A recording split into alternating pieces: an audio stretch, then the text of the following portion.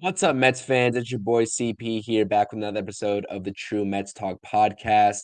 It is December 5th, Tuesday, and it is the second day of the MLB winter meetings officially. Today, I'm going to be talking about the Mets' outfield situation ahead of the 2024 season. A lot of stuff to talk about. It's a little bit of a merry-go-round, so I figured I would provide you viewers and subscribers with a little bit more in-depth information and sort of thinking piece surrounding how hard this front office's decisions and job really is this MLB offseason that we're currently in. Before we get into that, make sure you hit that thumbs up button. I definitely appreciate the support on the podcast. Make sure you're supporting by commenting your thoughts and opinions. I want to hear what you all, as the viewers, have to say about this video and about this Mets team. Hit that thumbs up for me. I definitely appreciate it. And subscribe to the channel if you haven't already. A lot more Mets talk, a lot of more Mets content on this channel on the way. Hover over my icon, bottom right-hand corner as you're watching this video, and subscribe to the channel. As always, follow me on all my social media. All my handles are at CPNYSPORTS for all of your latest needs and update on the podcast. Without further ado, let's talk about some New York Mets baseball.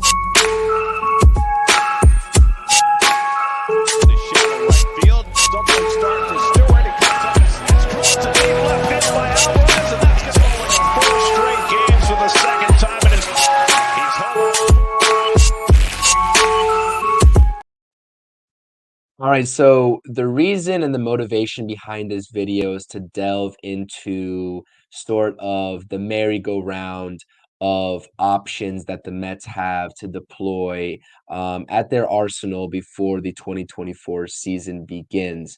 Obviously, as you can see on the screen with the current personnel the Mets have currently rostered in the outfield, those four guys: Marte, Nimmo, McNeil, and Stewart. Stewart being that fourth outfield type role for the Mets as of right now.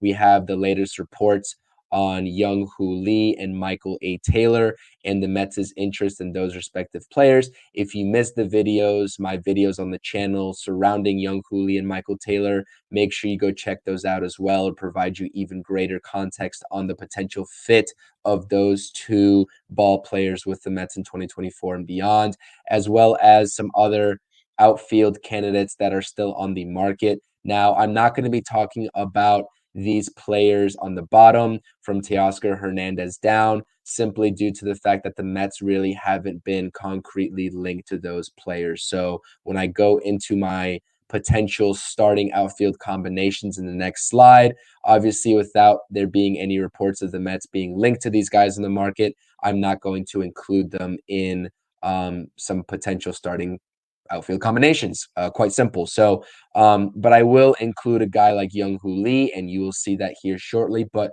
like I said, with this Mets outfield, it is directly influenced, and this decision is so hard for the front office because with Ronnie Mauricio and Brett Beatty basically slated to start for this team, barring any unforeseen trades for either of those two guys in this offseason, Ronnie Mauricio, you would have to assume, is going to start at second base, with Brett Beatty starting at third base. If I had to guess, that's exactly how it's going to shake out, which, as you can see, a guy like Jeff McNeil on the screen is then pushed out of that second base role with the New York Mets. Um, I want to say, by prefacing this, I understand that Ronnie Mauricio is a bigger frame for more of your traditional second baseman, but in the limited sample size we saw him at second base up the middle last year with Lindor, he looked completely comfortable, and I would be okay with having him start at second base. Now, that begs the question, what happens to Jeff McNeil? We saw Jeff McNeil play outfield a handful of times in both 2022 and 2023. Obviously, didn't look great defensively as he did in 2022. He struggled a little bit more out there in the outfield in 2023. Now, with that being said, you also have a lot of question marks in Starling Marte. Had a down 2023 season, has been notoriously injured for the New York Mets, and it really is something where this front office, I bet you, is thinking, can they really trust Starling Marte in 2024 to be an everyday starter for this team.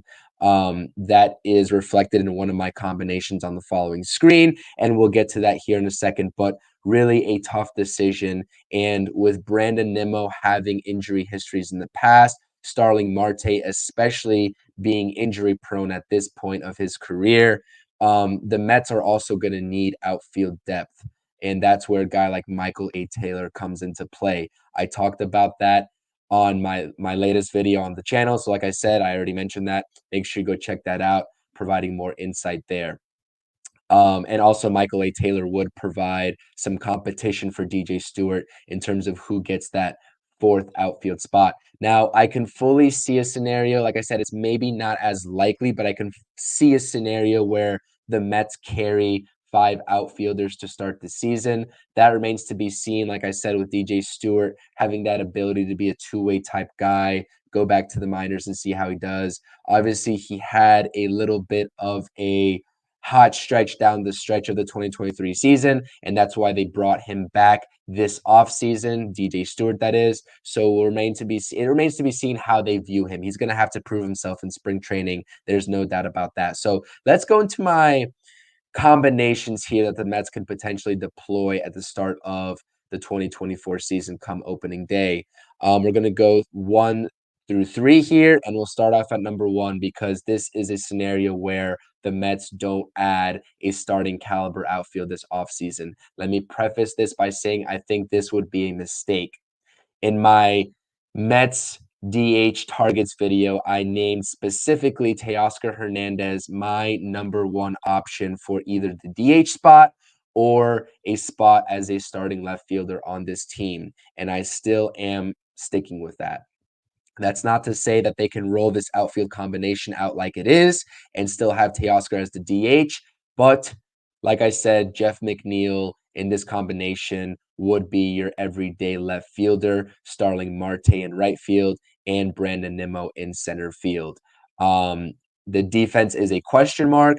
I do think Jeff McNeil is capable in playing the outfield and capable of playing it at a high level. But let's be honest, he is a natural infielder trying to make that adjustment to the outfield. You can see it in the routes he takes, and you can see it in some of, I guess, just some of the plays that we saw in 2023. We saw some of those mistakes definitely come to fruition. Now, there is something to be said about Jeff McNeil's arm. He has a strong arm, and the likes of Marte and McNeil having strong arms to surround Nimmo in that outfield is definitely something I would be interested in. So at least that's a positive on that front. But I really don't think the Mets it's not in the Mets' best interest to roll an outfield like you see here in the combination 1 category out there come opening day. That's at least my personal belief. Combination 2, with recent report of the Mets being interested in Hyun Lee,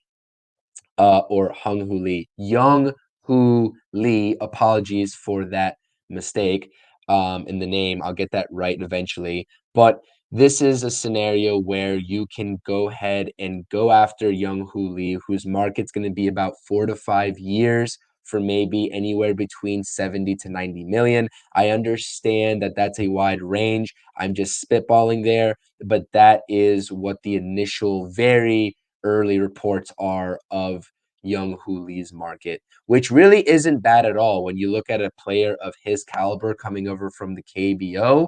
And given his age, he's on the younger side compared to a Jeff McNeil. But like I said in my previous video, he is almost essentially a Jeff McNeil 2.0 in terms of his bat to ball abilities. High average, low power. That's what you get with Jung Hoo Lee. Now, I'm not saying he doesn't have the ability to get you 10 to 12 home runs, but it certainly isn't going to be anything more than what Jeff McNeil provides. Definitely nothing past 15 consistent home runs.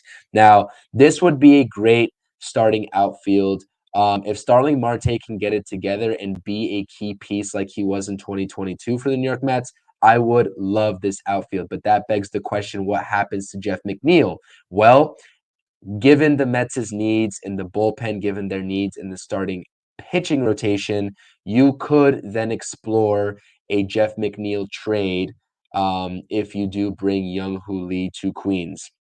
Now, I understand that the Mets fan base is pretty split in terms of who I've interacted with so far. You have your McNeil supporters, or you have the other side of the fence where they are capable perfectly fine with seeing a guy like Jung Lee, a Jeff McNeil 2.0 come into Queens that's younger and has a little bit more upside than Jeff McNeil at this point in his career, come in and fill the role of Jeff McNeil.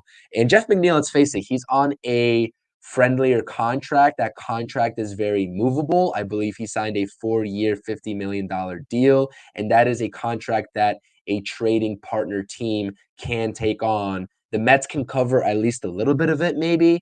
We've seen Steve Cohen's ability and willingness to do that, but that is not that bad when you consider a player of Jeff McNeil's caliber having won a batting title in 2022 and having that high upside and versatility, being a utility player. That is not a bad contract at all. So that makes his contract movable for one of those other pitching needs moves that the Mets might and should make this offseason. So that's your combination number two. It would be Jung Lee filling in the corner outfield spot and Jeff McNeil being traded away. And then combination three would be a less likely world that I see, not only because Starling Marte would then be a bench bat, but you'd have Jung Lee and Jeff McNeil in the same starting lineup. And like I said, they are one and the same player in a lineup that desperately needs power and that has lacked power severely for a long time.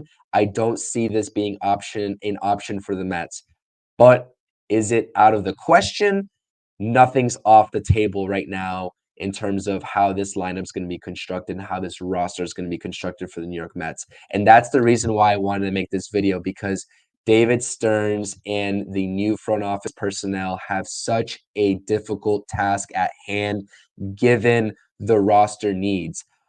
This is going to be a very completely different feel and different look New York Mets than the 2023 New York Mets, and with good reason, given the 2023 Mets results that we saw on the field. So this is a scenario in combination three here where Jeff McNeil, the front office maybe not as confident as Starling Marte. Maybe Marte is not ready to go. Jeff McNeil is that starting right fielder with that arm. You could even flip-flop this and have Jung Lee be the right fielder and Jeff McNeil maybe that left field type scenario, because usually the right fielder is thought of as the better outfielder of the bunch, of the two corner spots. So you'd have Jung Lee maybe in like right field in that scenario. But regardless, Jung Lee and Jeff McNeil in combination three would be in that outfield together. And like I said, I don't think that that's likely, but if you don't trust in Starling Marte, then you definitely have to sort of have Jeff McNeil stick around and have him be that fallback option just by default almost. And like I said, Starling Marte, as much as I personally would like to see the Mets explore a trade for Starling Marte, his contract simply isn't one that other teams find friendly. And the Mets could potentially eat money on his contract as well, but at that point, it would be kind of productive, and you might as well just have Starling Marte as a bench bat at that point. Like I said, I'm not giving up on Starling Marte. I'm just very, very I guess aware of where he's at in his career. He's about 34 years old. His legs are getting a little bit older. He's getting older in general, out of the prime of his career. His bat didn't look nearly as fast last year as it did the year before. And just the ongoing injury history definitely is something to take into consideration as well. So, like I said, the Mets are on their way to outfield depth. And obviously, you don't see him pictured in this slide, but a guy like Michael A. Taylor, we'll just go over to this previous slide here. A guy like Michael A. Taylor could provide flexibility, being brought over in a potential 1-year cheap contract deal, where if something happens to a Starling Marte or a Brandon Nimmo in center field, Michael A. Taylor provides that flexibility on a cheap deal, on a cheap contract to fill in for that position. Or on the flip side, Jung Lee plays all three outfield positions and can certainly be that center field caliber player that steps in for Brandon Nimmo. But at that point, if that happens, who slots in at left field if you let go of Jeff McNeil?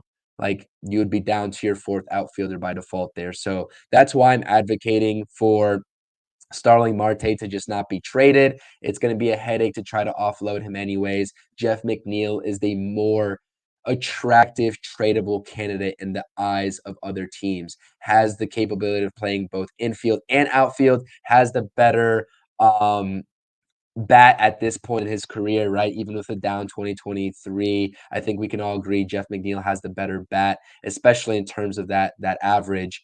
And just like I said, his flexibility, his age, being younger than Starling Marte, makes him the more attractive trade candidate for other teams and the New York Mets themselves. So I want to pose the question to you all. I know that was a little bit of a rant. Like I said, I just wanted to sort of shed some light on how difficult of a job this front office has. It's not all clear cut. I feel like some Mets fans that I've come across really boil it down to like an A or B decision when it's really an A, B, C, D, or E decision.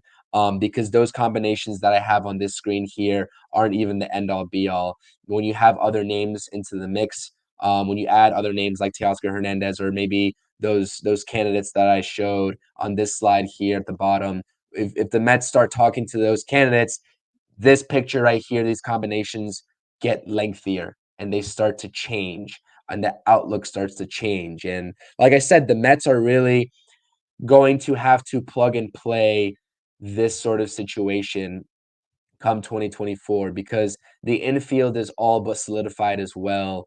Um, at least in my opinion, at the start of 2024. But if a guy like Brett Beatty struggles, and they pull the plug on him at third base, you slot Ronnie Mauricio over to that third base position, and that opens up that second base position for a guy like Jeff McNeil to go back to that starting second base spot. And then you have to backfill that left field spot. So, like I said, this is all subject to change. I just wanted to provide a snapshot in time, December 5th, where we're looking at and what this front office is looking at from the outfield perspective. Like I said, apologies.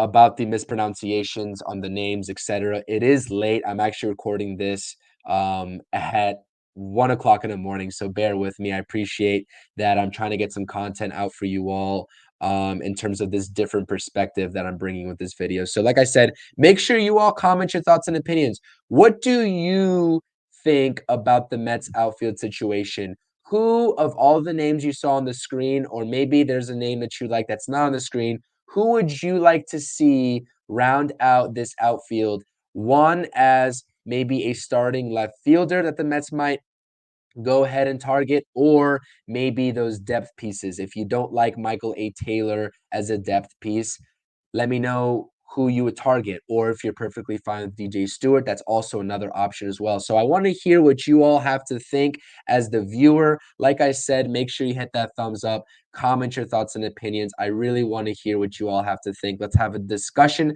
in the comment section down below, and hit that subscribe button bottom right hand corner of this video. Hover over my icon, subscribe for more Mets content. I definitely appreciate the support. More content's on the way. Follow me on X, Instagram, and subscribe to the channel. All my handles on all my social medias are at CPNYSports. Like I said, it remains to be seen what the Mets' plan really is. They're keeping quiet on all fronts as of right now, but we should be hearing some more concrete information in the next couple of days as these winter meetings progress. Like I said, let's go Mets. Let's continue to monitor the outfield situation, and not only the outfield, the pitching rotation, the bullpen, the infield in terms of whether or not the Mets are going to go after any infielders in light of the recent news that David Stearns is basically alluding to keeping the third base in-house with in-house candidates, which like I said, there's no need for any more infielders. But you never know. They signed Joey Wendell to be a utility man. So let me know what you all have to think in the comment section. I definitely appreciate it. It's your boy CP. This is another episode of the True Mets Talk podcast. Let's go Mets, and see you all in the next video. Peace. Thank you for watching the latest episode of the CP New York Sports Pod. If you enjoyed this content, make sure you hit that thumbs up, comment your thoughts and opinions, and use the lower right-hand button of this video to subscribe to the channel. Thank you.